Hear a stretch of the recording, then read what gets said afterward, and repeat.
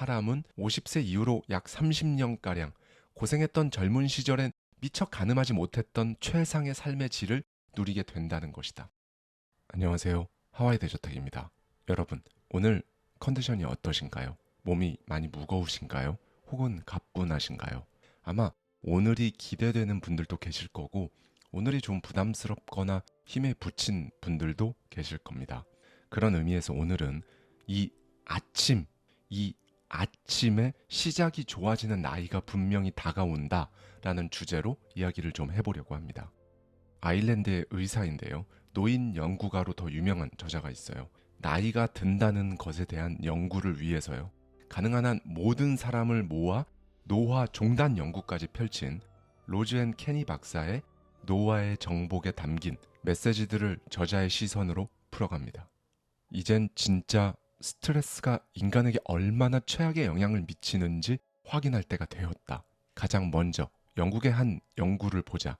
젊은 성인들은 하루 평균 85번 휴대전화의 잠금을 해제한다. 이렇게나 자주 확인하는 줄 몰랐다고?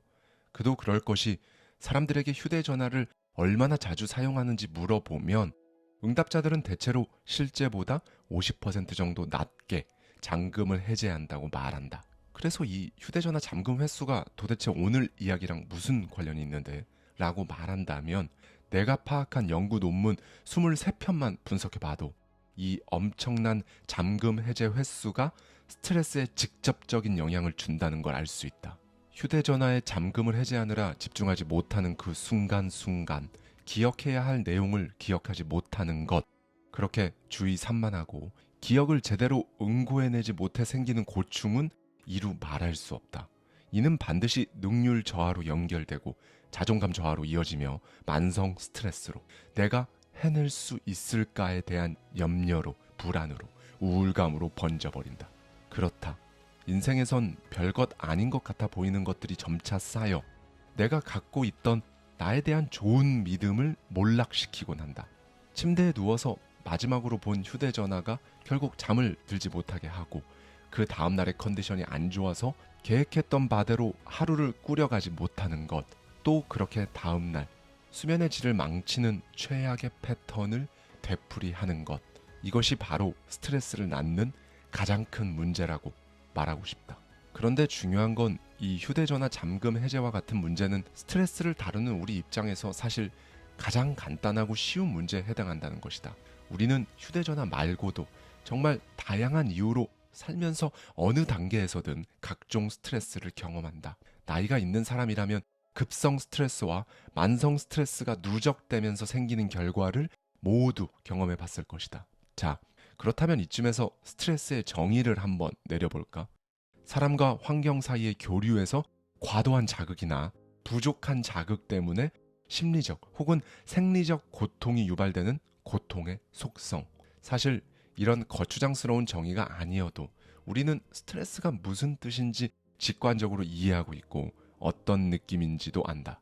이 스트레스가 신경계, 호르몬계, 면역체계, 염증계, 대사계를 포함한 각종 모든 기관계에 동시에 영향을 미친다는 것은 마리 앙뚜아네트 증후군으로 알 수 있다.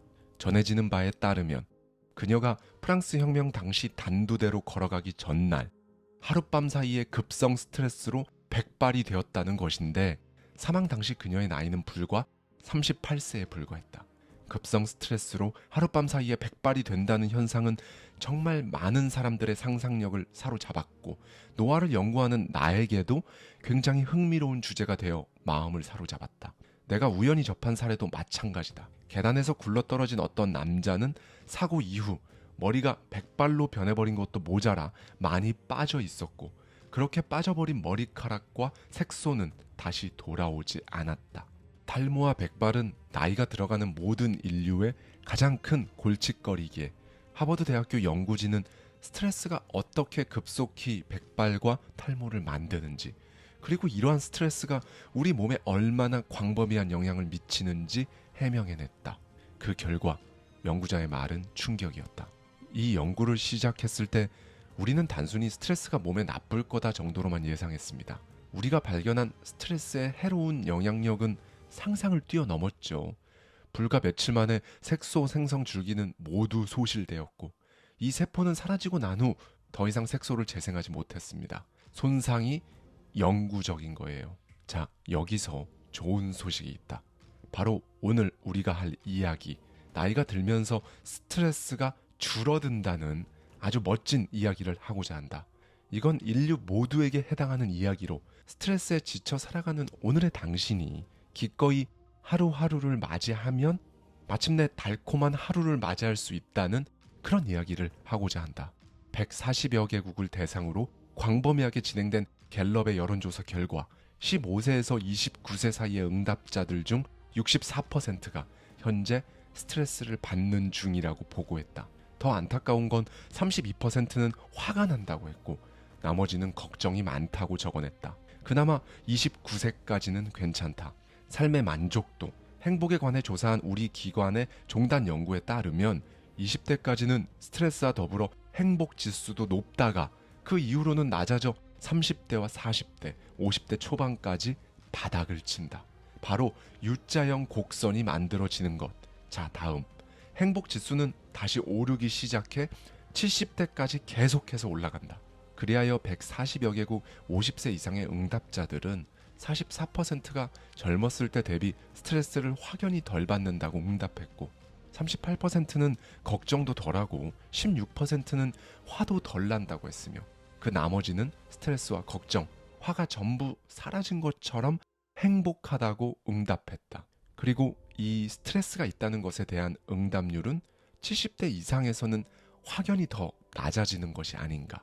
그 이유는 무엇일까? 경제적 압박 감소, 은퇴, 장성한 가족, 삶에 대한 긍정적인 인식, 많은 요인이 있겠으나 내가 정리한 바에 따르면 나의 시간을 투자하면서 시간을 보낼 사람을 어떻게 선택하고 선택했다면 그 사람과 어떤 시간을 어떻게 보낼 것인지에 대해 살면서 쌓아온 경험 덕분에 젊었을 때에 비해서 압도적으로 현명하게 결정할 수 있기 때문이다. 한마디로 훨씬 더 잘 나에게 맞춰서 고를 수 있기 때문인 것이다. 정리하자면 우리의 우려와 달리 사람은 50세 이후로 약 30년가량 고생했던 젊은 시절엔 미처 가늠하지 못했던 최상의 삶의 질을 누리게 된다는 것이다.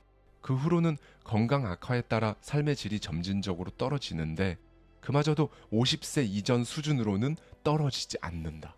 그래서 건강하게 나이가 든 사람들은 더 지혜롭고 현재에 충실했으며 하루하루를 기쁘게 받아들이고 긍정적인 부분을 더 만끽하고 부정적인 부분에 대해서 깊이 생각하지 않게 된다. 과도하게 반응하지 않고 인생의 목적을 분명히 해서 취미나 봉사활동에 시간을 보내며 사람과의 관계에 우선순위를 정한다. 스트레스에 대처하는 능력은 능숙해지고 축적된 경험으로 스트레스를 완화하고 그 스트레스에 대응하는데도 너무나 자연스럽다. 이것은 지혜의 잠재력을 타고난 우리가 기꺼이 젊은 시절을 살아낸 결과 마땅히 받게 되는 생물학적 축복인 것이다. 만약 당신에게 아직 그 축복의 기간이 도래하지 않았다면 당신은 이제 알려줄 몇 가지 방법으로 마주하는 스트레스를 관리하며 기꺼이 오늘 하루를 맞이해야 한다. 가장 먼저 인생이 걱정과 조급함으로 점철되고 끝없는 불안으로 둘러싸여 있다면 하루에 한 번 혹은 그 이상으로 휴대전화에서 멀어지는 시간을 가져보라. 5분, 10분 시간을 늘려 휴대전화가 아닌 다른 것을 보다 보면 반드시 그에 따르는 보상을 얻을 수 있다.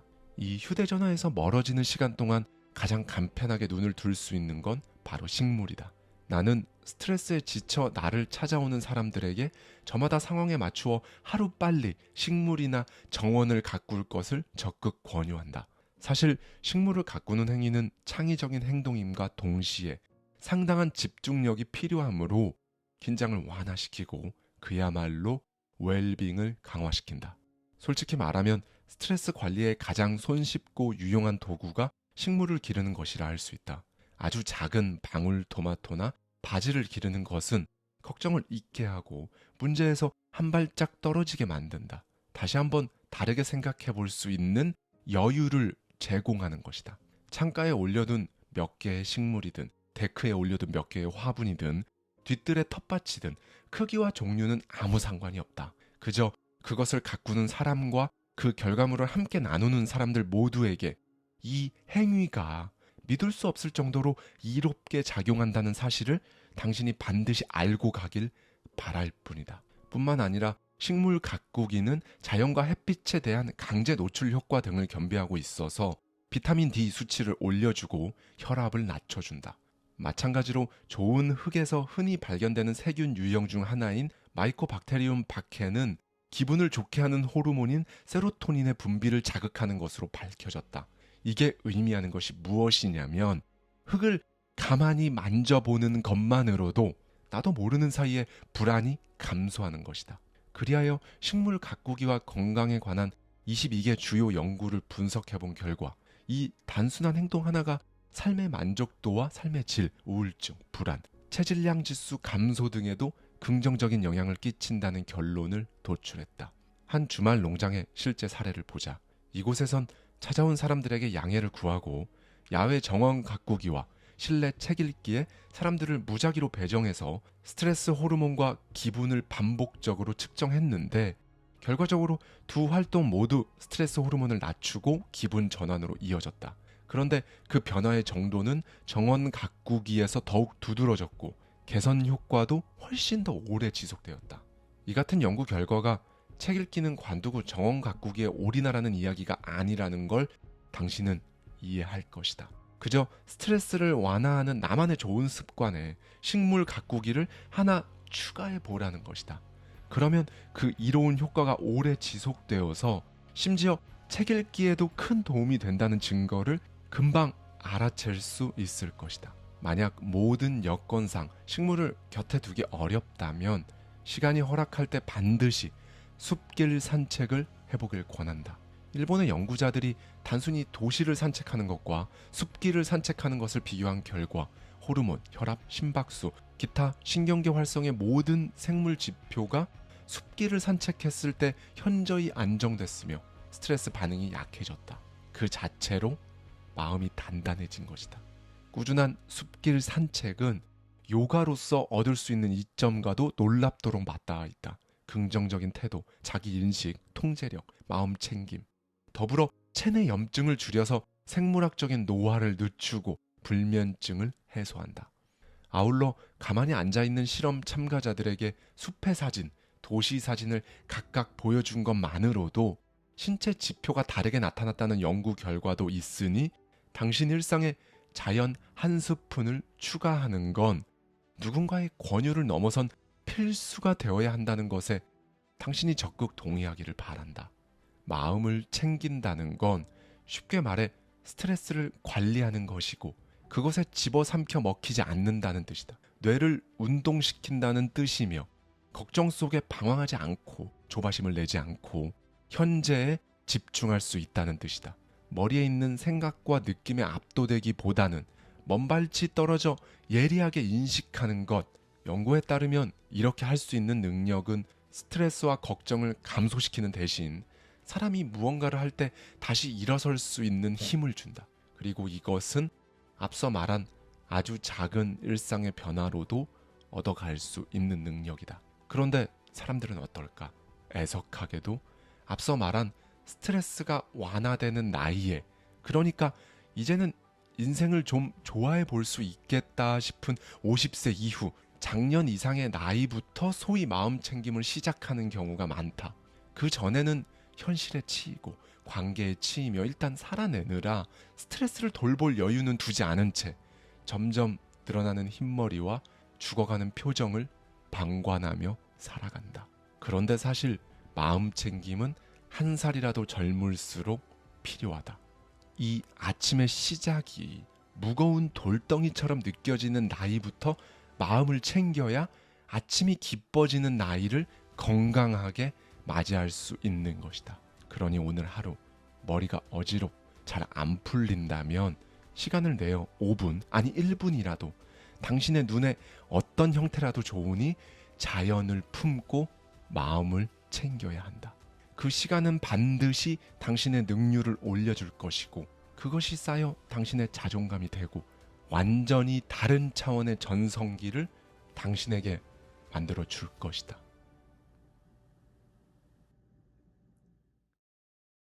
입 주변도 언제나 깨끗하게, 입은 적당히 닫혀 있어야 한다. 늘 벌어져 있는 건 곡간을 열어놓는 행위나 마찬가지로 재물을 담당하는 입을 열고 닫는 건 인생에서 아주 중요하다. 여러분, 부, 성공, 이걸 부르는 얼굴이 있다고 하는데요. 평소 저는 관상학에 관심이 없었어요. 지금도 여전히 관심은 없습니다. 그런데 저는 이 관상학 혹은 주역학이요, 생김새에 따라 운명이 이미 결정되어 있다, 이렇게 생각했었단 말이죠. 그런데 그게 아니더라고요. 오늘은 국내 최고의 주역학자 초운 김승호님의 얼굴이 바뀌면 좋은 운이 온다에 담겨있는 메시지를 가져와서요, 색다른 시각과 시선으로 여러분들과 함께 생각해보고자 합니다. 오늘은 특히 요즘 들어 지인들에게 표정이 안 좋다는 말을 듣는 빈도수가 늘었다거나 스스로 그렇게 느껴진다거나 안색이 시시각각 변해서 표정이 바로바로 확 드러나는 분들이라면요, 특히 잘 들어주셨으면 좋겠어요. 무엇보다 부와 성공을 부르는 얼굴의 비밀, 이게 도대체 뭔지 저자의 시선 속으로 들어가 보겠습니다. 운명을 미리 알 수 있을까?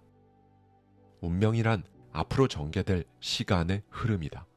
앞으로 그렇게 흘러가 도달할 테니, 그러니 미래는 곧 운명이라고 말해도 무방하다. 반대로 과거는 이미 확정적으로 일어났던 일이다. 그래서 이것을 두고 역사라고 표현한다. 간단히 말해 미래는 운명이고 과거는 역사다. 운명 예견은 막연한 것도 아니고 신비한 것도 아니다. 인간은 어느 정도 미래를 예견하고 살아간다. 가령 부모는 왜 자녀를 교육하는가? 어린 시절에 무언가 배워두지 않으면 확률적으로 미래가 나빠질 가능성이 있기 때문에 사전에 방지하기 위함일 것이다. 이 정도는 예견이 아니라 상식이라 생각하겠지만, 이건 역시 넓은 개념에서 보면 운명을 미리 아는 것이고 미래를 예측하는 것이다. 나는 나의 운에 대해 종종 생각해보곤 했는데 적중하는 경우가 아주 많았다. 현재를 잘 살피면 누구나 미래를 어느 정도는 알 수 있다는 말이다. 즉, 현재의 내 상태를 잘 관찰하고 분석하고 종합해보면 미래도 판단할 수 있다. 다만 정밀하고 단정적인 미래가 아니라 확률적으로 개연성이 큰 미래를 알 수 있다. 어떤 부모는 어린 자녀의 미래를 어느 정도 짐작한다. 아이의 기질, 행동, 습관 등을 보고 직감으로 아는 것이다. 그래서 기뻐하기도 하고 슬퍼하기도 한다. 사물과 현상의 현재를 보고 미래를 아는 것은 공부나 수행을 통해 점점 더 정교해질 수 있다. 하지만 현재의 무엇을 보고 운명을 아는가라는 문제는 한마디로 단순하게 말할 수 없다. 매우 다양한 방법이 있기 때문이다. 그중 한 가지가 사물의 현상이나 형태를 보고 미래를 예견하는 방법인데, 오늘의 주요한 내용이 바로 그것이다. 사람의 겉모습에는 뜻이 있고 운의 방향이 있다. 여기 돌덩이가 있다. 돌덩이에도 운명이 있을까? 모든 사물은 미래가 있으므로 이 돌덩이도 당연히 운명이 있다. 볼품없는 돌덩이라면 딱히 용도를 찾지 못해 분해될 것이다.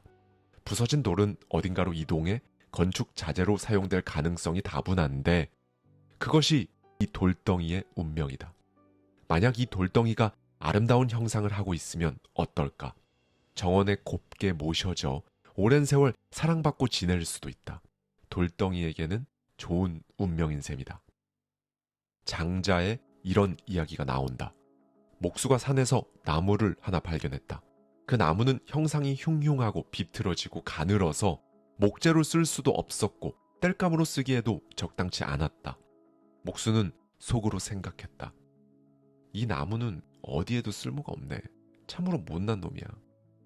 목수가 잠시 쉬고 있었는데 갑자기 산신령이 나타나 말했다. 이 나무가 오랫동안 살아남게 된 것은 오로지 그 형상 때문이다. 만약 굵고 반듯했다면 벌써 베어져 목재로 쓰이지 않았겠느냐. 목수는 큰 깨달음을 얻었다. 나무도 생긴 모양에 따라 운명이 정해지는데 인간이라고 덜할까? 다만 나무의 경우는 형상이 흉흉해 살아남는 게 더 나을 수도 있다면 인간은 그렇지 않다. 인간이란 어디든 쓰여야 빛이 나는 법. 그러므로 인간의 미래를 결정하는 이 형상을 어떻게 가꾸느냐가 관건이다. 여기서 객관적으로 외모가 훌륭하면 크게 대우받는 건 사실이지만 이것은 겉모습의 겉모습만 보는 것에 지나지 않는다. 형상에는 뜻이 있다. 형상은 사물의 결론이다. 어떤 사물의 기질과 기능이 합쳐져 형상으로 내보이는 것이며 형상은 언제나 내면을 강화한다.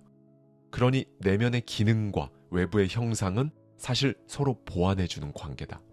그래서 그 뜻을 잘 연구하면 미래를 알 수 있다. 특히 사람의 얼굴은 그 모양과 빛에 따라 거대한 운명의 변화를 일으키거나 특정한 미래로 향하게 만들기도 한다. 그래서 동양에서는 일찍이 사람의 얼굴을 보고 운명을 예측하는 방법이 발달했는데 거기에 주역의 형상 논리를 가미한 것이 바로 관상이다. 저 사람은 권력자인데 또 다른 권력자와의 공통점이 무엇일까? 저 사람은 부자인데 다른 부자는 이 사람과 공통점이 무엇인가? 부자와 가난한 사람을 비교하면 어떤 차이를 알 수 있는가? 이렇게 많은 사람을 접하고 관찰하며 비교해 보면 얻어지는 지혜가 있다. 관상은 단순히 잘생겼나 못생겼나를 보는 게 아니다. 잘생겨도 운명이 나쁜 사람은 얼마든지 있다. 반면 외모가 전혀 뛰어나지 않지만 운명이 좋은 경우도 무수히 많다. 그 이유를 밝히는 것이 오늘의 핵심이다. 가장 먼저 눈을 보자. 얼굴에서 눈은 정신, 입은 물질을 주관한다. 세상 만물은 계층적으로 존재한다. 건물을 보면 위아래가 있듯 사람의 형상도 마찬가지다. 위에 머리가 있고 아래에 다리가 있다. 그러므로 사람의 몸은 세 계층으로 분류되는데 주역에서는 얼굴을 천, 몸체를 지, 팔 다리를 인이라고 한다. 즉 얼굴은 우리 몸에서 천, 하늘을 관장하고 가장 위에 있으며 확장성이 크다. 발에 비해 깨끗하고 표정 변화가 다양하기에 역동적이다. 여기서 가장 먼저 알고 가야 할 것은 최근에 와서 아주 작은 얼굴에 대한 인식이 좋게 퍼져 사람들은 기존의 얼굴을 깎는 행위를 한다. 그러나 얼굴이 지나치게 작으면 나쁘다고 봐야 한다. 하늘이 좁다는 뜻이기 때문이다. 하늘이 좁으면 어떨까? 덜 자유롭고 운명의 활동 범위가 축소된다. 여기서 하고 싶은 이야기는 지나치게 뾰족한 턱을 만드는 등의 행위를 굳이 안 해도 된다는 이야기다. 우리가 살펴볼 눈과 관련해서 쌍꺼풀 수술을 비롯 낯빛을 개선하기 위한 다양한 시도들은 분명히 도움이 될 수 있겠으나 얼굴의 골격을 줄이는 행위만큼은 그게 무엇이든 운명에 도움이 되지 않음을 명심하라. 이 얼굴은 또 다시 세 계층으로 구분된다. 눈 근처를 천, 코 근처를 인, 입 근처를 지로 나눈다. 그러므로 하늘을 담은 눈은 마음을 가장 잘 반영한다. 얼굴은 천이고 눈은 천중천, 즉 하늘 중에서도 하늘이라는 것이다. 정신은 양이고 천이기에 정신의 형상이 눈에 투영되는 것이 당연하다. 그러므로 눈에는 그 사람의 마음이 저절로 투사되어 있다. 즉 눈만 봐도 그 사람의 정신세계, 지성, 심성을 알 수 있다. 눈은 태도와 행실의 축소판이니까. 오늘의 눈동자에 내일의 행운이 비친다. 그렇다면 눈은 언제나 웃음 가득한 눈이 좋은 것일까? 놀랍게도 그렇지 않다. 웃을 일이 없는데도 실없이 늘 웃는 눈을 하는 사람은 방황하는 인생을 살고 비교적 큰 성과를 내지 못한다. 그럼 친절한 눈을 갖지 말라고? 그런 말이 아니다. 친절함에는 미소가 동반되는데 그 미소와 눈동자에는 절도가 있어야 한다. 아무렇게나 흘리지 않는 단정한 웃음과 눈동자가 필요한 것이다. 때문에 바른 생각은 곧바로 눈에 드러난다.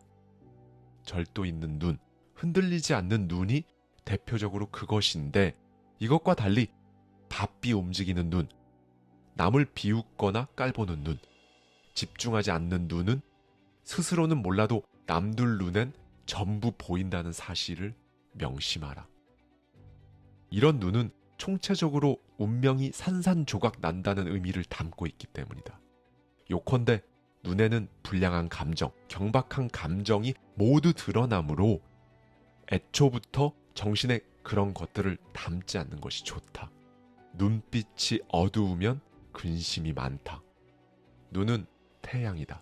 얼굴은 하늘이고 눈은 태양이므로 눈은 얼굴의 상태를 통해 빛을 발할 수 있다.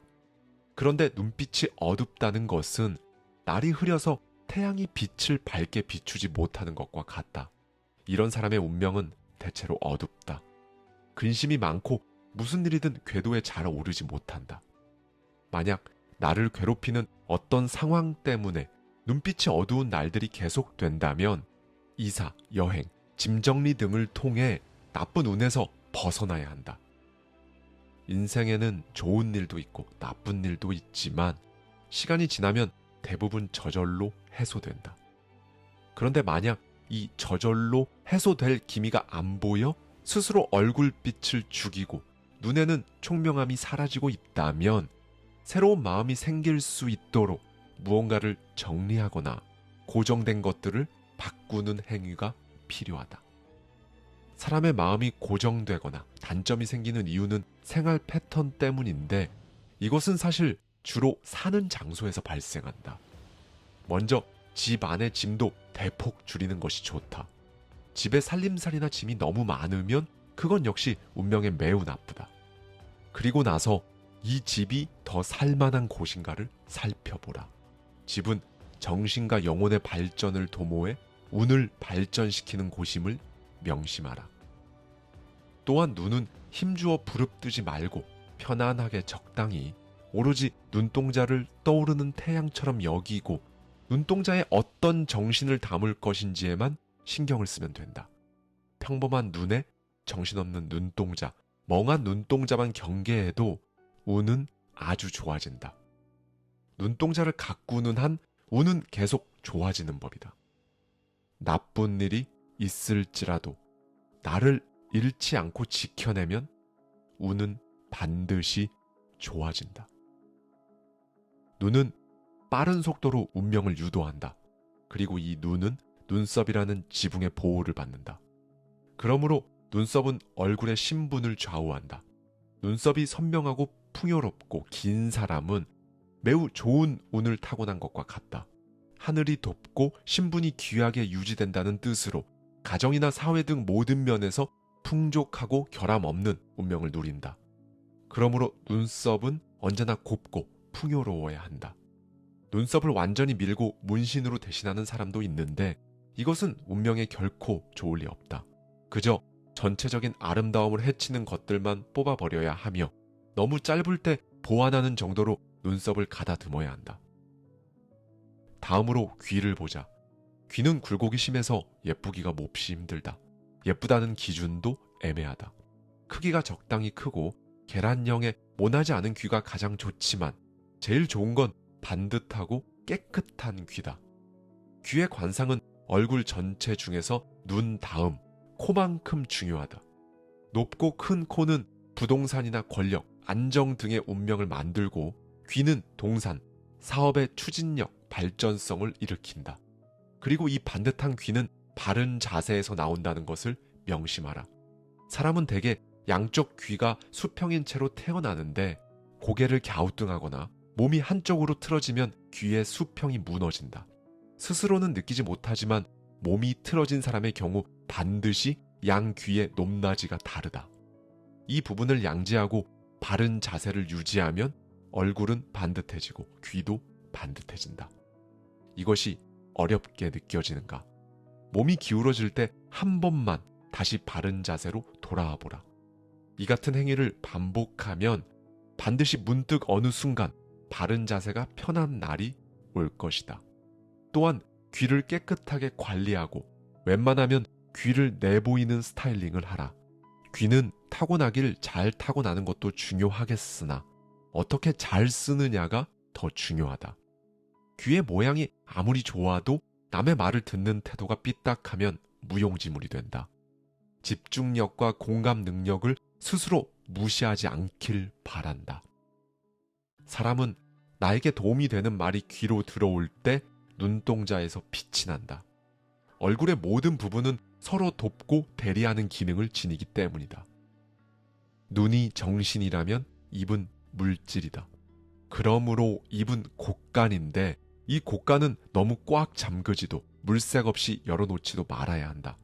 항상 입을 조심하자 라고 생각하는 그 순간부터 사람 운은 바뀌기 시작한다.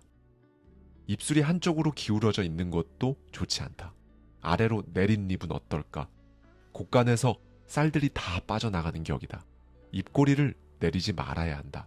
입 주변도 언제나 깨끗하게, 입은 적당히 닫혀 있어야 한다. 늘 벌어져 있는 건 곳간을 열어놓는 행위나 마찬가지로 재물을 담당하는 입을 열고 닫는 건 인생에서 아주 중요하다. 쓸데없는 말, 그러니까 남에게 듣기 싫은 말이 많은 사람은 어떨까? 가장 나쁘다. 정신이 흐려지고 재물의 손해가 많아진다. 쓸데없는 말은 점차 줄여나가면 된다. 운이란 차곡차곡 쌓이다가 큰 기회가 오는 법으로 쌓이지 않으면 오는 것도 없다. 그러니 말하는 방식만 고쳐도 나쁜 운의 90%는 바뀐다. 특히 목소리가 중요하다. 목소리가 깊은 사람은 인생에 성취가 많은데 목소리는 자신이 할 수 있는 한 깊이 있고 진중한 느낌을 주어야 한다. 사실 사람은 상대의 목소리만 들어도 그의 깊이를 알 수 있으며 신비와 권위 등을 느낄 수 있다. 몇 분만 이야기해보면 인격을 알 수 있는 것처럼 목소리로 그의 영혼을 느끼기 때문이다. 아주 조금만 더 상대의 말에 집중해서 깊게 듣는 연습을 해보라. 그의 목소리에서 나오는 영혼이 그의 됨됨이와 진실성, 수준을 알려줄 것이다. 눈이 이성이라면 목소리는 감성이다. 눈에는 바른 정신이 깃든다면 목소리에는 맑은 정신이 깃든다. 그리고 미래의 운명은 이성보다 감성에 더 많이 나타나는 법이다. 그러니 가장 좋은 목소리를 내고 말의 지성과 정성을 담아라. 말이 신중하지 못한 사람은 마음도 신중하지 못하다. 특히 말할 때 자신을 지나치게 낮추지 마라. 소위 겸손을 지나치게 꾸며대는 행위는 잘난 척보다 더 나쁘게 작용할 수 있다. 아울러 치과에 가는 것은 운을 고치러 가는 것이라 여겨도 좋다. 치아를 잘 관리하고 입속에 상처가 나지 않도록 주의해야 한다는 것이다. 입속은 물과 같아서 보이지 않는 곳에서 천천히 활동하며 재물을 끊임없이 만들어낸다. 그러므로 위아래 치아들이 가지런해야 하고 상한 치아가 없어야 재물이 빠져나가지 않는다. 이것이 해결되지 않은 사람들 중 공든탑이 무너지고 배신을 당한 사람이 많다. 그러므로 치아가 빠지거나 깨지면 신속하게 치료해야 한다. 앞에서 누누이 강조한 좋은 목소리 역시 그 시작은 정신이지만 혀와 치아의 보조 작업으로 완성되는 것임을 잊어선 안 되며 치아는 아주 깊게 운과 직결되므로 항상 건강하게 관리하고 잘 지켜야 한다. 자, 여기까지 얼굴에 있는 천, 지, 임, 눈과 입, 귀에 대해 살폈다. 오늘의 결론은 이것이다. 얼굴의 나쁜 변화에 반드시 주의하라. 마지막으로 얼굴의 피부를 살펴보자. 낯빛이 어두우면 이는 주역에서 남과 다투는 일이 많고 법적 분쟁에도 휘말리는 괴상으로 판단한다. 특히 눈 위쪽이나 아래쪽이 지나치게 탁하거나 어두우면 이는 만사가 지연된다는 뜻이다. 결국 일은 성사되지 못할 것이다. 그러므로 얼굴이 총체적으로 어둡고 무거운 느낌을 주면 남에게 주눅들어 살게 된다. 그렇다면 보조개는 어떨까? 신기하게도 보조개는 매우 좋다. 주역에서 보조개는 꽃 혹은 질서라는 의미를 가지고 있다. 그러므로 보조개가 보이게 활짝 웃는 것은 인생 자체에 커다란 이점이 되어 돌아온다. 반면 얼굴에 보조개가 아닌 무언가가 존재한다면 이것은 일시적이든 영구적이든 좋지 않다. 점이 많으면 신속하게 제거하는 편이 좋고 사마귀도 마찬가지로 제거하는데 노력을 기울여 좋은 운을 일으켜야 한다.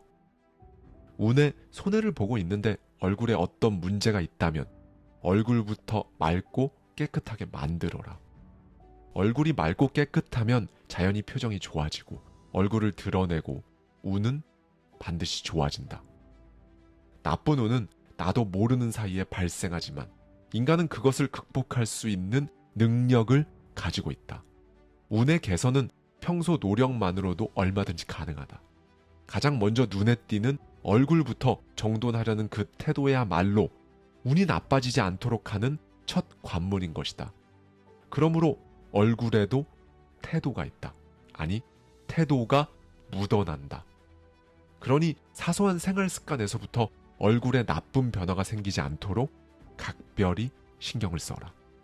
즉 얼굴은 시시각각 변하는 운의 기상도로 얼굴을 보면 운이 보인다. 그렇게 얼굴이 맑고 깨끗하면 운은 반드시 좋아진다. 과학자들이 밝힌 바에 의하면 인간 표정은 1만 가지 이상으로 42개의 얼굴 근육이 다양한 현상을 일으킨다. 눈, 코, 입, 귀라는 4가지 요소를 중심으로 다양한 근육들이 이것을 밀고 당기면서 표정을 만든다. 그리하여 이 표정은 저절로 지어지기도 하지만 일부러 의도해서 지을 수도 있다. 이 표정이라는 것은 지어도 한순간에 곧바로 사라진다. 하지만 오랜 세월 지내다 보면 그가 자주 지어 보였던 표정이 어느덧 얼굴에 고착된다. 때문에 얼굴을 자주 찡그려 나이에 맞지 않게 주름이 많으면 인생의 흐름이 순탄하지 않다. 얼굴이라는 하늘에 구름이 많고 기상이 불안정한 상태를 뜻하기 때문이다. 평생 많이 웃고 살아온 사람의 얼굴에는 웃는 기운이 서려 있다. 반면 고생을 많이 하며 살아온 사람의 얼굴에는 팍팍함과 피곤함, 공궁함이 역력하다. 어디가 어떻다고 딱 꼬집어 표현하지 못해도 단박에 느껴지는 인상이 있는 것이다. 그러므로 표정에 따라 얼굴은 변한다. 반드시 변한다. 그렇게 실시간으로 살아온 역사가 얼굴에 축적되고 그것을 살핌으로써 우리는 내 운명을 예측해낼 수 있다. 지금 바로 살펴보라. 당신의 얼굴은 당신의 미래를 뭐라고 설명하는가? 명심하라. 하늘은 마음이 착한 사람보다 행동이 착한 사람에게 좋은 운명을 밀어준다. 여러분은 성공합니다. 여러분이 그걸 원했으니까요. 네, 여러분. 얼마 전 영상에서 얼굴과 사람의 운에 대한 이야기를 드렸었는데요. 구독자님들께서 굉장히 많이 공감해 주셨어요. 그래서 오늘은요, 얼굴이 아니라 운, 그리고 운명에 대해 말씀드릴 건데요. 주역학자 초운 김승호 작가의 얼굴이 바뀌면 좋은 운이 온다에 담겨있는 인사이트를 가져와서요. 저의 생각까지 더해서 여러분들과 함께 생각해보고 싶은 내용을 말씀드리도록 하겠습니다. 저자는 1949년생인데요. 저자는 10대 이후 무려 40년의 시간 동안 이럴 바엔 차라리 죽는 게 낫겠다 싶을 정도로 정말 운이 안 좋아도 이거 너무 심한 거 아닌가 싶을 정도로 그런 인생을 살아왔다고 해요. 그런데요, 저자가 60세가 딱 되던 해에 바뀐 거죠. 사실 정확히는 저자가 인생을 바꾼 건데요. 그 전까지 40년 동안의 인생이 진짜 너무 고통스러워서 별짓을 다 했다고 해요. 저자는 도가 철학을 비롯해서 주역까지 공부를 하고 나서요, 소위 인생을 관통하는 진리를 깨닫게 됩니다. 그러니까 운명을 만드는 건 관상, 타이밍, 인맥 다 좋은데 결국 하루가 만드는 거다. 네, 이렇게만 들으면 와닿지가 않으실 텐데요. 오늘 제가 말씀드리는 내용을 끝까지 듣고 나면 정말 완벽하게, 네, 제가 장담합니다. 진짜 너무나 와 닿으실 거예요. 운이 참 지지리도 없었던, 그래서 정말 불행했던 남자가 70년 넘게 인생을 살며 배운 것, 기어이 자기 인생을 바꾼 힘, 그 인사이트를 저자의 말로 풀어갑니다. 운명은 정말이지 복잡한 실타래이자 거대한 모자이크다. 들어가기에 앞서 겉으로 나타나는 당신의 얼굴 생김새, 즉 관상 자체가 운명의 진짜 원인이 아님을 먼저 밝힌다. 얼굴이라는 징후는 단지 쌓아온 운명의 단서일 뿐이다. 단서는 정보일 수는 있으나 원인이 아니다. 그렇다면 나에게 이런 운명이 주어진 이유는 뭘까? 그 책임은 누구에게 있을까? 운명의 원인을 알아야 미리 대비할 수 있지 않을까? 세상에 그냥 일어나는 일은 없다. 운명은 법적인 문제도 아니고 도덕적 문제도 아니다. 결과가 중요하다. 그리고 그것은 본인의 책임이다. 억울하다고? 절대 그렇지 않다. 내 운명은 나 자신 때문에 발생한다. 그럴 만한 이유가 있으니까. 내가 가난한 집에서 태어난 것, 그것조차도 그럴 만한 이유가 있다. 가난한 집에서 태어났다면 거기서 깨달아야 하는 뭔가가 있을 것이고, 그 깨달음으로 내가 해야 할 일이 분명 있을 것이다. 그러니 그 운명마저도 전적으로 나에게 그 원인이 있을 뿐이다. 그렇다. 우주 대자연의 이유 없이 발생하는 사건은 없다. 세상은 공평하다. 운명이란 것은 아무 이유 없이 고스란히 당해야 하는 것이 아니며, 운명의 책임이 오로지 나에게 있다는 생각은 매우 중요하다. 이것은 아주 강력한, 정말로 가장 강력하면서도 유일하게 운명을 바꾸는 방법이기 때문이다. 공자는 말했다. 군자는 운명을 두려워한다. 이 말은 앞날이 무섭다는 단편적인 뜻이 아니다. 내가 어떤 잘못을 저질렀을 때 운명이 어떻게 전개될지를 알고 인생에 임한다는 것이다. 이렇듯 자기 운명을 자기 책임이라고 생각하는 것은 세상에서 가장 떳떳한 행위다. 그러므로 공연히 하늘과 땅 그리고 사람을 원망할 필요가 없다. 나쁜 일이 일어났다면 자신이 책임지려는 마음을 가지고 반성하고 한 번 더 심사숙고할 줄 안다면 나쁜 그 운명은 반드시 사라진다. 운명에 대한 반성이 중요하다.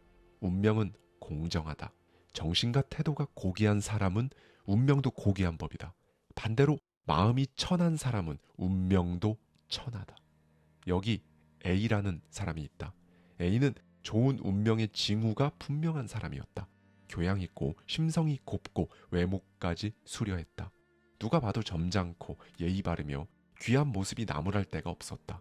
당연히 좋은 운명이 곧 도래할 것으로 기대했다. 그러나 A에겐 5년 이상 좋은 일이 전혀 없었다.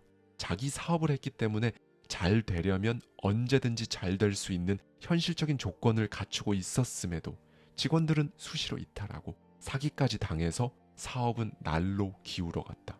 참으로 이상한 일이었다.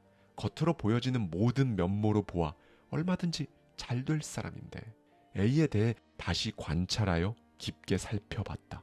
그러던 중 정말로 중요한 한 가지 사실을 발견했다.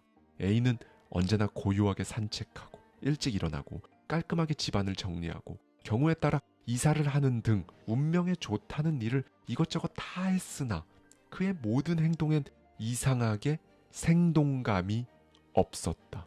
그는 여느 자기계발 서적에 나와 있는 그야말로 하루의 좋은 습관을 전부 다 따라하며 운명이 아주 좋다고 믿으며 이래나 저래나 좋은 운명이 도래하기를 기다리기만 할 뿐 무언가 새로워지는 것이 없었다. 지난 10년 동안 기차 레일 위를 달리듯 똑같은 생활을 반복하며 그저 앉아서 운명을 기다렸다. 그렇다. 그는 운명에 있어서는 너무나 태만한 사람이었다. 사업을 위해 각오를 다지며 힘을 내거나 아이디어를 창출하지도 않았고 하다못해 집을 떠나 낯선 곳으로 여행 한번 하지 않았다. 온화했으나 기력이 없었고 남에게 위로받을 생각만 했다. 그는 능동적으로 그 아무것도 추진하지 않았고 용기는 일절 없었다. 무엇보다 남에게 베풀지 않고 언제나 신세만 졌다. 그냥저냥 자신은 좋은 운명을 기다리는 중이라며 매일 운명에 대한 생각만 한 것이다. A는 자기 자신을 잘 파악하고 있었지만 좋은 운명이 오게 만들지 못했다. 왜? 생동감이 전혀 없고 새로움이 전혀 없는 그의 하루가 좋은 운명을 틔울 확률을 만들어주질 못했기 때문이다. 좋은 운명은 도대체 언제 어떻게 찾아오는가? 모든 것은 가능성 안에 존재한다. 가능성이라는 근거가 계속 휘몰아칠수록 당신이 가진 좋은 운명의 발현 속도는 상당히 빠를 것이다. 하늘에 먹구름이 가득하면 머지않아 빗방울이 쏟아지듯 운명이란 그 사건이 일어날 확률이 높을수록 빨리 일어난다. 운명은 아무것도 안 하면서 기다리는 것이 아니다. 아니, 굳이 운명을 기다릴 것도 없다. 아주 제대로 살아야 한다. 역동적으로 새로운 것들을 해내며 살아야 하는 것이다. 착하기만 하고 그저 죽어있는 사람이 너무 많다. 그런 이들에게선 존재감이 느껴지지 않는다. 모든 면에서 안전을 추구하느라 혁신이 없는 삶은 운명이 아무것도 이루어주지 않는다. 그냥 열심히만 사는 사람이 얼마나 많은가. 그렇게나 열심히 살아도 운명이 개선될 기미가 안 보이기에 인간은 먼 옛날부터 수많은 분야에서 미래를 예견하기 위해 부단히도 노력해왔다. 그런데 그것을 아는가? 사실 운명을 아는 가장 좋은 방법은 자신의 과거와 지금을 보는 것이다. 자신에게 좋은 운명이 들어올 분명한 자격과 근거가 있는지 생각해 봐야 한다. 운명이란 단지 오늘 하루라는 자격과 근거로 말미암아 먼 곳에 예정된 사건들일 뿐이다. 평생 죄짓지 않고 살면 된다고? 이 또한 맞지 않는 생각이다. 평범한 대부분의 사람들은 대부분 죄를 짓지 않고 열심히 살아간다. 그런 그들에게서 운명이 나아지길 기대할 수 있는가? 그렇다면 다시 묻겠다. 좋은 운명을 위해 당신은 오늘 무엇을 하고 있는가? 그냥 열심히? 그런 생각은 하지 않길 바란다. 대신에 열심히 사는 사람 중에서 도대체 어떤 사람이 운명이 좋아지는지를 파악해야 한다. 내가 만난 B는 사업의 실패에 5억 원의 빚을 졌다. 사업 실패로 모든 것이 무너져 내리는 와중에도 그는 가만히 있지 않았다. 새로운 일자리를 찾아 나섰다. 바닥난 신용 탓에 좋은 일자리는 꿈도 못 꿨으며 겨우 들어가 할 수 있는 일이라곤 월급 200만 원짜리 일이었다. 이 정도 월급으로는 수십 년을 갚아도 빚을 다 갚지 못할 뿐더러 기존에 영위하던 생활 수준은 꿈도 꿀 수 없었다. 별 수 있나. 그는 고통스러운 현실에서 빠져나와 마음의 평정을 갖기 위해서라도 그냥 그 일을 시작했다. 마음이 고요해질 때쯤 또다시 하나 더 최선을 다해 1년간 갖가지 일을 했다. 그러던 어느 날 그에게 문득 새로운 길이 열린 게 아닌가. 새로운 운이 도래한 것이었다. 행운이란 현재의 불운을 묵묵히 통과할 때 발생하는 법이다. B는 후회와 분노로 고통스러워하며 허송세월을 보내기보다 하찮아 보이는 일이라도 그냥 묵묵히 해왔다. 운명이란 이처럼 언제 어디서 발생할지 모른다. 다만 현재의 나쁜 그 운명을 꽉 붙잡고 놓지 않으면 그 운명이 지속될 뿐이다. B는 새로운 일을 시작했다. 비록 그 일이 단지 상징적인 것에 불과할지라도 그 상징적인 새로운 행동은 새로운 운명을 끌어들이는 징조가 되었다.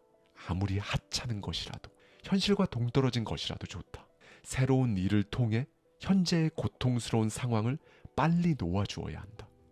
영국의 시인 윌리엄 워즈워스가 소나기가 올 때는 그칠 때까지 기다리는 것이 최선이라고 말했다. 그런데 여기서 착각하면 절대로 안 된다. 마냥 탄식하며 고통스러워하는 것이 기다리는 게 아니다. 기다림이란 마음이 더 이상 나쁜 운명에 동요하지 않게 자신을 잘 붙들고 있음과 동시에 몸은 새로운 것을 하는 것이다.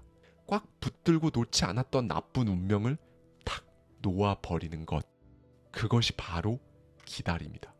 사실 언제 다시 비가 올지는 모른다. 운명은 마음과 깊은 연관이 있다. 마음을 단단하게 먹으면 진짜로 그래 보면 꿈에서 깨어나듯 어느덧 나쁜 운명이 사라진다. 주역을 오래 공부한 나로서 하나 이야기를 하자면 우주 천지의 사물은 운명을 자기 책임이라 여기고 행동하는 사람에게 나쁜 운명이 계속 깃드는 걸 오래 끌지 못하게 하는 법이다. 명심하라. 하늘은 마음이 착한 사람보다 행동이 착한 사람에게 좋은 운명을 밀어준다.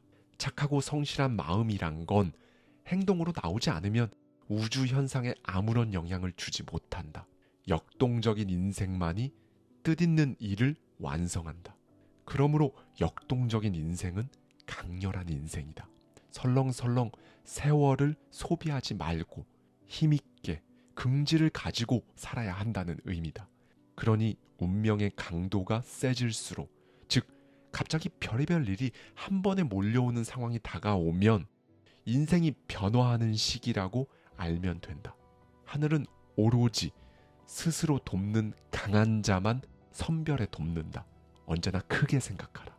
자신의 한계에서 벗어나기 위해 항상 넓게 보고 멀리 보는 습관이 필요하다. 개미처럼 사는 사람은 개미의 운이 들어오고 독수리처럼 사는 사람은 독수리의 운이 들어온다. 내 경우는 40년간 악운이 계속되기도 했다. 믿었던 사람들에게서 여러 번 크게 배신당했고 욕심이 앞서 지나치게 서두르다 실패한 일도 많았다. 무엇보다도 중요한 것은 인간의 강한 의지다. 어떤 최악의 고난이 닥치더라도 흔들림 없이 침착하게 돌파구를 찾아야만 한다. 인생에서 마주하는 큰 사건은 대부분 수명이 짧다. 그러므로 이 또한 지나가리라 하는 마음으로 하루를 부단히 해내다 보면 소나기는 대개 지나간다. 진짜 문제는 실로 오래가는 나쁜 운명을 마주했을 때다. 앞서 말했지만 나는 희망 없는 세월을 40년이나 겪었다. 이럴 때 어떻게 대처할 것인가? 바로 운명 대응이다. 나는 60세를 지나고 나서야 반성하기 시작했다. 지난 40년간 저지른 잘못에 대해서 말이다. 남의 말을 집중해서 들었는가? 한눈 팔며 건성으로 듣고 공감하지도 않은 적이 수만 번이다. 남에게 화를 내고 속으로 미워했나? 많다 못해 그런 날들이 대부분이었다. 정말로 쓸만한 행동을 많이 했는가? 나 자신의 부끄럽지 않게 미치도록 살아봤나? 글쎄, 나는 그저 진지하게 생각해 본 적 없는 소위 길들여지지 않은 무의식이 이끄는 대로 반응하고 행동하며 그저 그런 하루를 흩뿌리며 살아왔다. 프랑스 속담에 당신 그림자의 목이 삐뚤어져 있는 것은 당신 목이 삐뚤기 때문이다 라는 말이 있다. 운명이란 다름 아닌 지난 내 세월에 녹아든 행동, 태도의 반영, 그뿐이다.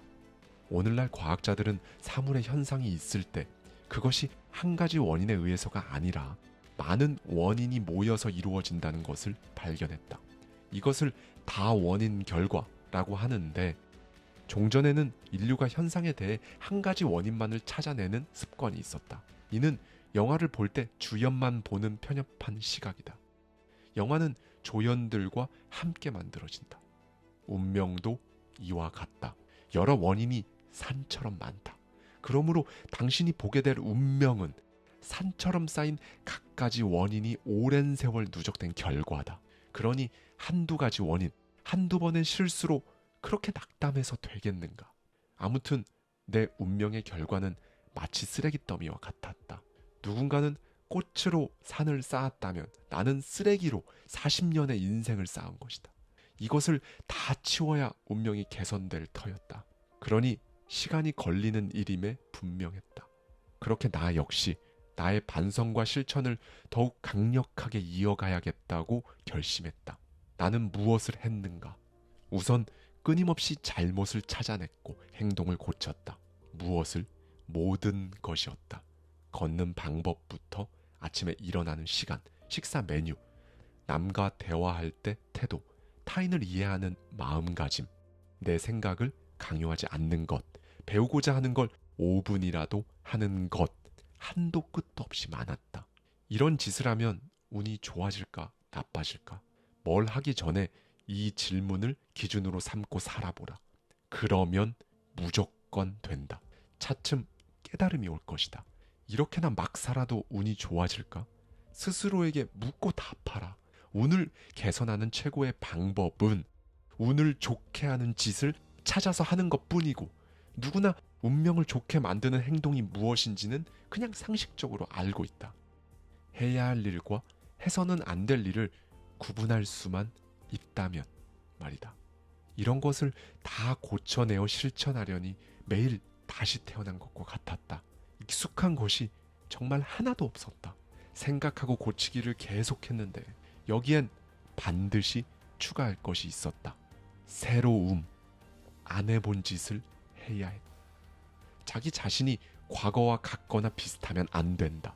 어제 없었던 행동이 오늘 새로 생겨야 한다. 그리고 나는 주위에 공언했다. 두고 보세요. 내 운명 내가 고쳐볼게요. 그리 오래 걸리지 않을 겁니다. 실제로 그로부터 5년이 지난 후 운명이 달라지는 것이 눈으로 보였다. 큼직한 행운이 드디어 내 인생에도 출현했다. 단 마찬가지로 재난도 있었다. 뜻밖의 일은 아니었다. 행운이 모든 불행을 쫓아낸다는 의미가 아니기 때문이다. 행운은 행운대로, 불행은 불행대로 오는 법이다. 가령 A라는 사건은 좋은 운명을 예고하고 B라는 사건은 나쁜 운명을 예고할 때는 어떤 결과가 나타날까? 서로 더하고 빼는 계산을 한 후 남는 것이 운명으로 나타날까? 그렇지 않다. 운명의 징후들은 저마다 각각 개별적으로 전개된다. 나쁜 것은 나쁜 대로, 좋은 것은 좋은 대로 나타난다는 뜻이다. 운명은 원래 여러 다발로 이루어진 것이고 그것은 각각 나타난다. 즉 좋은 일도 있고 나쁜 일도 있는 법이다. 좋은 일과 나쁜 일은 서로 상쇄되지 않는다. 요즘 들어 인간관계가 나쁘다고 하자. 그런데 건강은 좋은 것 같고 수입도 좋다. 그런 와중에 자식은 속을 썩인다. 이외에도 무수히 많은 일이 현재에 나타나고 있다. 이처럼 운명은 실 한 가닥이 아니라 여러 가닥의 다발이다. 어떤 실은 끊어져 없어지기도 하고 어떤 실은 새로 나타나기도 한다. 그러므로 어느 경우라도 100% 나쁜 것은 없다. 잠시 나쁜 운이 온다 해도 너무 기죽을 필요가 없다는 뜻이다. 그것을 다양한 운명 중 하나로 여겨야지. 그 나쁜 한 가닥을 보고 내 인생은 최악이라며 구태여 실 한 가닥을 이만큼 부풀리는 것만큼 어리석은 것은 없다. 인생은 복잡한 실타래이자 커다란 모자이크라고 해. 전체적인 그림을 복합적으로 생각해야 한다. 아무튼 운명을 개선한다는 것은 어떤 특정한 한 가닥을 좋게 만든다는 뜻이 아니다. 실의 가닥 수를 늘린다는 뜻이다. 이는 없던 운을 새로 만드는 것에 가깝다. 즉 운의 개선은 새로움을 창조하는 것이다. 전에는 없던 일들이 생겨난다는 의미다. 운이 다양하면, 즉 실이 많으면 그만큼 기회가 많아진다. 어떤 국가가 넓은 영토를 가진 것과 비슷하다. 운의 영토를 넓혀라. 이것을 넓히는 것이 운의 개선이다. 실의 가닥수가 많고 다양해서 인생 전체가 풍부하다면 그중 하나가 무너져도 운명의 흐름에 큰 지장을 주지 않는다. 가진 것이 100개면 그중 하나가 잘못되어도 위험하지 않다. 운명이 너무 단순해서 그 한 가닥만 보고 살면 그 한 가닥 때문에 인생 전체가 망가질 수도 있다. 관상이 좋은 것? 이것은 필요 조건이다. 좋은 운명이 실현되려면 오로지 실천이라는 충분 조건이 갖춰져야 한다. 운명은 언제 찾아오는가? 필요 조건과 충분 조건을 모두 갖추었을 때가 아니겠는가? 그러므로 운명이란 실 한 가닥 한 가닥을 보수하는 것보다 아예 전체 가닥수를 늘리는 것이 훨씬 더 중요하다. 실이 한 가닥뿐이라면 끊어지기 쉽지만 여러 가닥이 모이면 전체적으로 튼튼해진다.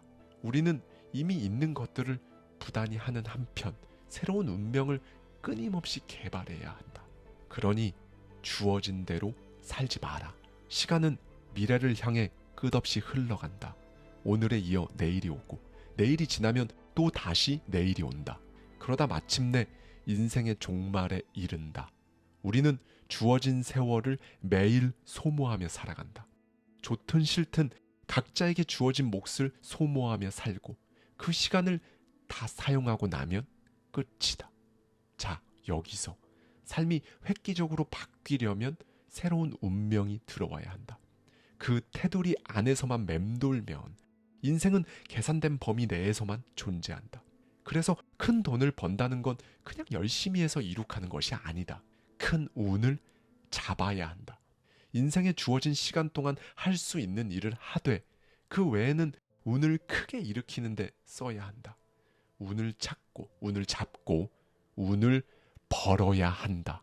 생동감 있게 나서야 한다. 좋은 운을 최대한 많이 만들고 끌어모아서 굉장한 인생을 살아보라는 것이다. 현재 가난하고 약한가? 그 운명조차도 만들어서 반드시 고칠 수 있다. 착하고 열심히만 사는 건 안 된다. 운을 개선하려는 노력이 없다면 이는 사는 것이 아니라 사라지는 것에 불과하다. 운명이라는 장작은 있으나 그것에 불을 지피지 않는 사람이 태반이다. 기다릴 뿐 손을 뻗어 그것을 딸 생각을 안 한다. 운명이 좋은 사람은 운명을 고치는 사람은 아주 새롭게 열심히 산다. 어떻게? 남의 눈에 띌 정도로. 그러므로 옛 속담에 이런 말이 있다. 군자는 3일 만에 다시 만났을 뿐인데 눈을 비비고 다시 봐야 한다. 이게 무슨 말인가? 3일이라는 짧은 시간에도 사람이 달라져 보인다는 뜻이다.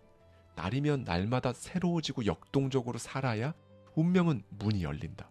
그래서 생긴 말이 문을 두드리는 자에게 기회가 온다는 말이다. 내 경우 40년 혹독한 운명을 겪고 스스로에게 미래는 어떨지 물었다. 내 스스로에게 물었다는 뜻이다. 미래도 마찬가지로 혹독하다고. 내 과거와 지금의 내 모습이 대답하는 것이 느껴졌다. 평생 남에게 피해준 적 없고 죄짓지 않고 살았다. 그럼에도 내 운명은 과거에도 나빴고 미래에도 나쁠 것이라는 결론을 얻었다. 이는 정말로 중요한 결론이었다. 그렇다. 평범한 행동은 이기적이고 천박하다.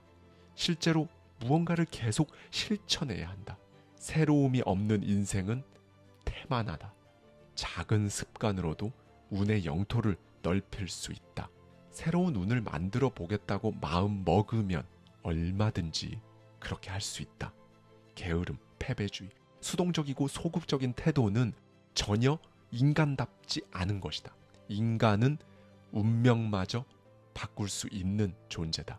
뭔가 새로운 일을 발견하라. 안 하던 짓을 해보고 도전을 해보고 모르는 것을 배우고 나쁜 습관을 고치고 장점을 하나 더 만들고 뭔가 끊임없이 실천하는 것이다.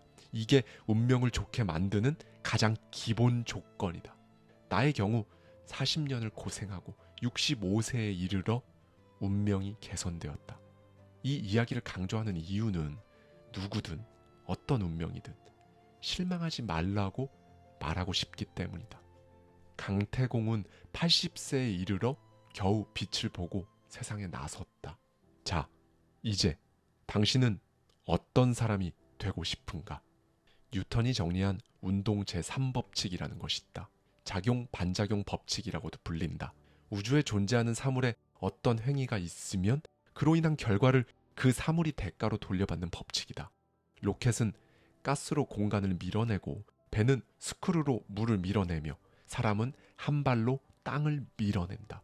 그렇게 공간은 로켓을 앞으로 밀어주고 물은 배를 밀며 사람은 다음 걸음을 내디딘다.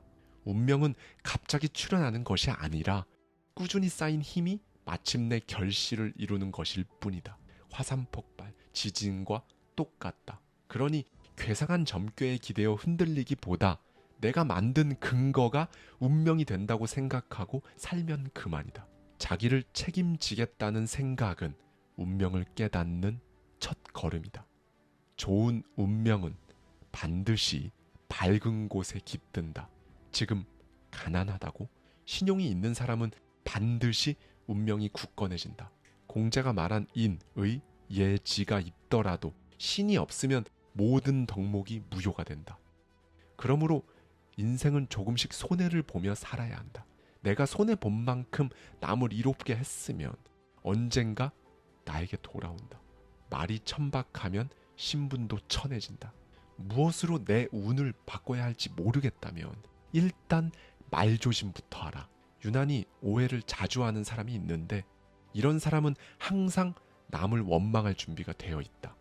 언제나 자연스러운 곳에 행운이 있다. 오해란 자연스러움에 가장 반대되는 억지스러운 행위다. 생존을 위해 주어진 일을 열심히 하는 것은 당연하다. 그러나 자기 자신을 새롭게 만들지 못한다면 지난날과 똑같은 운명을 맞이한다. 그저 오늘 하루 아직 만들어지지 않은 좋은 행동을 하나 더 만들면 그만이다. 새로운 거 하나 더 해보면 그만이다. 그렇게 써야 할 운명이 다 소진되면 마침내 인생도 끝난다. 즉, 새로운 운명이 있는 한 삶은 계속된다는 의미다. 삶이 어제와 같다면 어떻게 해서든 변화를 주어라. 그래야 하는 것이 재밌고 또 새로운 운명, 더 좋은 운명이 찾아온다.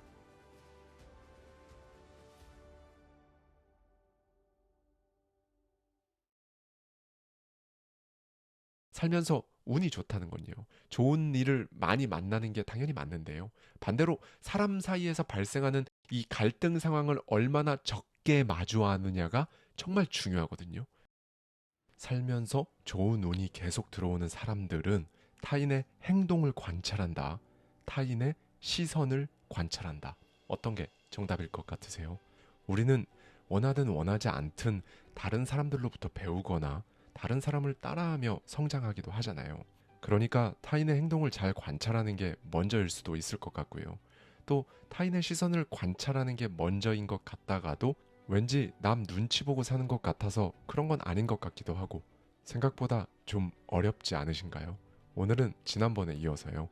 이렇게 소위 헷갈리는 인생 태도에 대해 알아보고자 합니다. 여러분이 정말 좋아해 주셨던 영상이 하나 있죠. 썸네일 밥 살 때 돈 아끼지 마라 인데요. 일본에서 영업실적 전국 최하위 영업사원에서 전국 1위까지 찍고 도쿄증권 금융부 임원까지 지낸 다음 현재는 또 다른 주식회사의 대표를 맡고 있는 사람이죠. 요코하마 노부하루의 성공이 들어오는 50가지 습관에 담긴 인사이트였는데요. 오늘은 저자의 인사이트 중에서도 특히 좋은 운을 불러들이려면 뭘 해야 하는가에 관한 부분 인사이트가 굉장히 좋습니다. 살면서 도대체 어떻게 하면 더 좋은 운을 끌어올 수 있는지 엄청 구체적인 조언을 해줘요. 오늘은 여기에 이제 저의 생각까지 좀 많이 더해서요. 여러분들과 함께 생각해보고 싶은 부분을 말씀드리고자 합니다. 오늘부터 바로 여러분 일상에 적용하시면 정말 좋을 것 같아요. 타인의 행동을 관찰한다. 타인의 시선을 관찰한다. 그래서 이 문제에 대한 답은 뭘까요? 타인의 행동보다 타인의 시선을 관찰하는 게 먼저예요. 다만 이 관찰한다는 게요. 단순히 저 사람의 태도는 이렇고 저렇고를 보는 게 아닙니다. 타인과 나, 그리고 타인과 타인 사이에 소위 시선의 차이가 있는지, 있다면 도대체 어느 정도인지 이걸 관찰하는 거예요. 이게 무슨 말이냐? 예를 들어볼게요. 여기 A와 B라는 사람이 있습니다. 이 A는 이런 생각을 해요. 나는 매일 회사를 위해 전철이나 버스가 끊기기 직전까지 야근을 한다. 여러 가지를 희생하면서까지 회사를 생각하고 노력하며 최선을 다해 일하고 있는데 상사는 나를 높이 평가해주지 않는다. 그런데 동료 B는 매일 정시에 퇴근하고 자기 취미를 마음껏 즐기면서 회사 일은 별로 생각하지 않는 것 같이 보인다. 그런데 상사는 결국 B를 먼저 승진시켰다. 상사는 사람 보는 눈이 아예 없나 보다. 아니면 내가 그냥 운이 지지리도 없는 건가? 자, 그런데 여기서요. B는 이 상황을 어떻게 보고 있을까요? A씨는 아침이면 겨우 지각을 면할 시각에 출근해 오전 중에는 멍하게 있거나 누군가와 잡담을 나눈다. 일하는데 시동이 걸리는 때는 오후 3시가 지날 무렵. 그러다 이제 모두가 퇴근할 생각인 오후 6시 무렵이면 갑자기 바쁘다는 말을 되풀이한다. 결국 막차 시간까지도 일을 끝내지 못한다. 야근 수당만 많이 받아가고. 장기적으로 봤을 때 아무래도 A는 회사에 이득이 안 될 것 같다. 반면에 나는 매일 아침 제일 먼저 회사에 출근한다. 근무 시작 전에 전날까지 끝내지 못한 일을 정리하고 근무 시간 동안은 최대한 집중해서 일을 한 후 정시에 그날 할 일을 다 끝낸다. 퇴근 후에는 자기 개발을 위한 다양한 세미나에 참가하거나 영어 회화 학원에 다니는데 이런 부분이 업무에도 조금씩 도움이 되고 있다. 결국 나는 A보다 먼저 승진했다. 네, 완전히 다른 두 명의 스토리 같죠. 여기서 포인트는요. 사람은 각자 이 시선의 높이가 다르다는 겁니다. 그걸 알아채고 인정해야 해요. 알아채고 인정하는 건 어떻게 하는 거냐? 타인을 관찰해서 파악을 하는 거죠. 이건 자기 객관화를 할 때에도 상당히 도움이 되는 부분이고요. 결국 일상생활에서 서로가 서로를 바라보는 이 시선의 차이가 엄청나기 때문에 그런 시선들이 서로 부딪히면서 터지는 게 바로 인간관계 사이의 갈등입니다. 그리고 이 갈등 때문에 대부분의 고통이 시작되고요. 그러면 해결은 어떻게 해야 할까요? 이 갈등의 시작이 결국 서로에 대한 시선의 차이 때문에 생긴다는 걸 알아채면 되는 겁니다. 살다 보면 저 사람 도대체 나한테 왜 이래? 싶은 순간이 있잖아요. 이게 다 사실 나와 그 사람의 이 시선의 높이가 달라서 갈등이 생기는 거거든요. 그런데 이런 경우도 있을 수 있을 거예요. 만약 다른 사람들은 나에 대해 전혀 그렇지 않은데 유독 한 사람이 나에 대한 태도나 평가가 이상하다면요. 그건 그 사람의 시선이 특이하거나 오만한 것일 수도 있어요. 그렇다면 그 사람의 시선은 신경 쓰지 않는 게 맞습니다. 이 시선이란 것도요. 결국 세상을 보는 렌즈이기 때문에요. 내 태도와 무관하게 그 사람 렌즈가 왜곡되어 있는 건 여러분이 뭐 어떻게 할 수 있는 부분이 아니니까요. 이 시선의 높이가 사람마다 모두 다르다는 것, 이걸 알고 이해하는 사람은요. 이 부분에 대해 모르고 심지어 알고 싶어 하지도 않는 사람과는 살아가며 운 자체가 완전히 다를 수밖에 없습니다. 왜냐하면요. 살면서 운이 좋다는 건요. 좋은 일을 많이 만나는 게 당연히 맞는데요. 반대로 사람 사이에서 발생하는 이 갈등 상황을 얼마나 적게 마주하느냐가 정말 중요하거든요. 아, 저 사람은 나랑 시선의 차이가 있구나. 이걸 인지하고 이해하는 사람하고요. 그렇지 않은 사람은 대인관계에서 겪는 갈등 상황의 빈도수가 엄청나게 다를 겁니다. 그렇죠? 좋은 운을 만드는 건요. 사람 사이의 갈등 상황을 줄이고 그렇게 줄여가다 보면 여러분 주위 사람들과 관계도 당연히 원만해지고 시간이 지나면서 이제 호의적인 관계로 형성이 될 겁니다. 여러분, 운이 좋아서 사람들이 나를 도와주는 게 아니라요. 사람들이 나를 도와줘서 내 운이 점점 좋아진다는 것 기억해 주셨으면 좋겠어요. 네, 이제 다음입니다. 운이 좋은 사람은 자존심을 버린다. 자존심을 지킨다. 저와 저자가 생각하는 답은 뭘까요? 가짜 자존심을 버림으로써 진짜 자존심을 지키는 게 운을 올리는 방법입니다. 여러분, 허영심하고 자존심을 착각하시면 안 돼요. 허영심이 내 자존심이라고 착각하니까 사과하면 끝날 걸 사과하지 않고 결혼식에 몇백 명이 참석할까, 화는 몇 개나 올까 걱정합니다. 그렇죠? 이 부분에서 저자는 자신이 실제 겪었던 에피소드로 굉장히 좋은 예시를 들려줍니다. 저자가 근무했던 기업에는 매년 10명 가까운 신입사원이 입사를 했다고 해요. 워낙 좋은 기업이라 모두가 인류 대학을 나온 인재들이었죠. 그런데 그들이 입사해서 처음 하게 되는 일은 그들의 기대와는 다르게 하찮고 한정된 것들이었습니다. 당연히 그런 것들에 불만을 토로하는 직원들이 있었겠죠. 매년 10명 중 최소 2-3명이 항상 그랬다고 합니다. 그래서 한 번은 회사에서 불만이 있는 그 2-3명이 원하는 소위 멋있어 보이는 일을 시켰다고 해요. 신규 비즈니스 기획서를 작성만 해보게 시킨 겁니다. 그런데 그 보고서들은 어땠을까요? 회사의 내부 사정과도 동떨어져 있었고요. 현재 시장 상황에 대한 판단도 잘못되어 있거나 심지어 아예 없었다고 합니다. 그럼에도 불구하고요. 저자가 파악한 결과 그런 친구들은 계속해서 그런 화려하거나 좀 멋있어 보이는 일만 하려고 했다는 거예요. 뭔가 자신의 공로를 내세울 수 있는 일, 좀 티가 나는 일에 집착하다 보니까 근속 연수가 늘어가면서 이제 이 친구들은 마치 뿌리 없는 나무처럼 산에 따라 계속 흔들리고 휘둘리는 모습을 계속 보였다고 합니다. 반면에 처음에는 회사에서 전혀 눈에 띄지 않았는데 연차가 쌓이면서 서서히 두각을 드러내는 사람들은요, 화려하고 멋있어 보이는 것들하고는 전혀 거리가 먼 것들, 그걸 그냥 매일 하는 사람들이었다는 거죠. 묵묵히 하찮은 걸 하면 성공한다, 뭐 이런 뻔한 이야기를 하는 게 아닙니다. 저자가 여기서 진짜 중요한 걸 이야기해 주는데요. 한번 들어보시죠. 운은 사람을 통해 찾아온다. 정확히는 사람들의 응원을 통해 찾아온다. 그래서 다른 사람이 응원하지 않는 사람은 절대로 운이 올라가지 않는다. 만약 당신이 화려한 일만 선호하고 가진 걸 내세우는 것에만 혈안이 되어서 귀찮은 일 혹은 모두가 하기 싫어할 법한 일을 안 하다 보면 당신을 응원하던 사람이 점점 떨어져 나간다. 반면 누군가가 하기 힘든 일을 기꺼이 처리하거나 귀찮은 일을 나서서 하는 사람에게는 반드시 사람들의 응원이 스며든다. 이 사람으로부터 도움을 받고 있다는 생각이 들기 때문이다. 그래서 초인류로 불리는 사람들은 언제나 그 하찮은 일상을 소중히 여기고 수수한 행동을 오랜 세월 걸쳐 계속 해낸다. 네, 그러니까 하찮은 걸 매일 하며 묵묵히 견뎌라 이게 아니고요. 어떤 걸 하든지는 상관없지만 누군가가 나를 보고 저 사람은 진짜 잘 됐으면 좋겠다 생각하게 만드는 방향으로 가야 한다는 거예요. 다른 사람의 질투를 자극하는 행동은요, 순간 좀 어깨 뿜뿜할 수는 있을 텐데요, 그 뿌리가 굉장히 약해서 금방 무너진다는 거죠. 그런데 사람들은 되게 좀 과시하고 싶어 하잖아요. 저자는 이 지나친 과시가요, 결국엔 자기한테 없는 것에 자꾸 집착하기 때문이라고 말해요.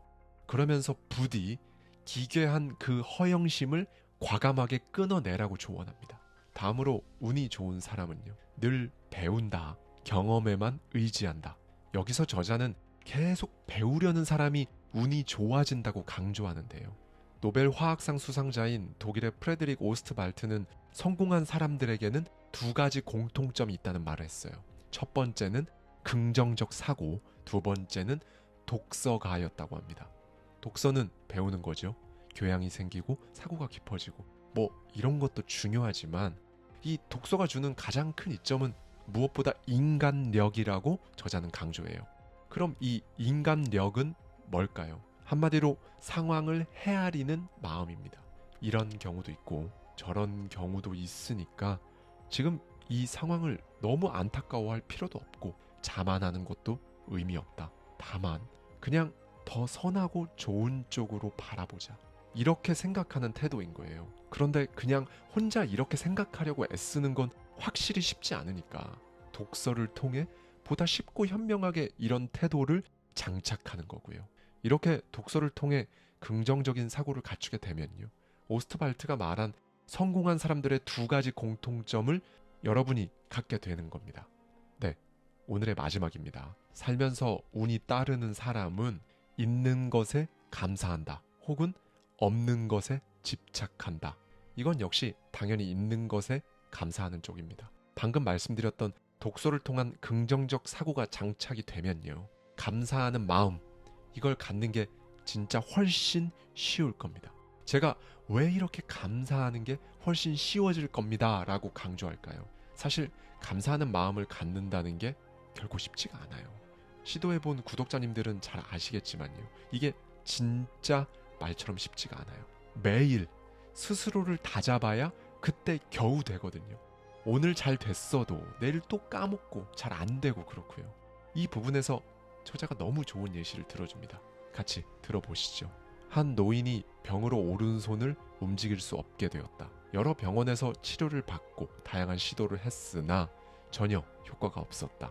오른손을 움직이지 못해 답답한 날을 보내고 있던 어느 날 고승을 만났다. 노인은 그에게 말했다. 부디 제 손을 움직일 수 있게 치료해 주십시오.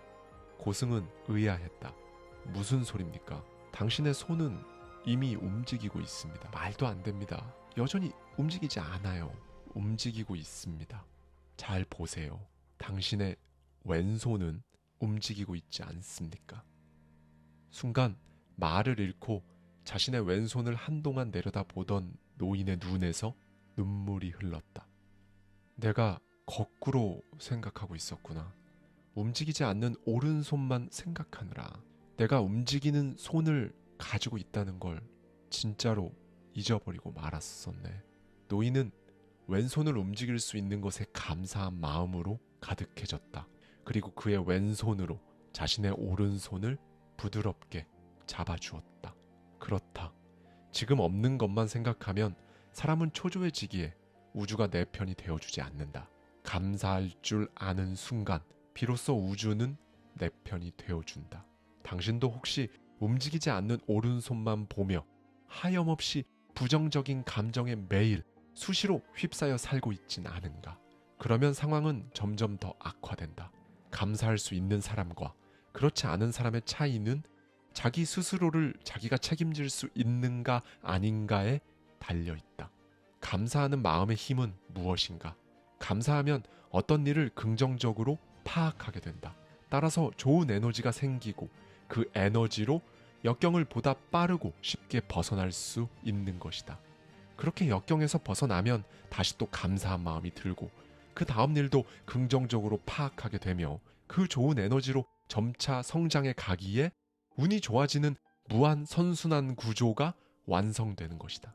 반면 가지지 못한 것에 대해서만 호소하는 사람은 곤란한 상황에 처하면 푸념을 늘어놓는데 그러면 주위로부터 응원을 받을 수 없게 되고 자신의 운은 달아난다. 네, 여러분 어떤 생각이 드셨나요? 다른 무엇보다요.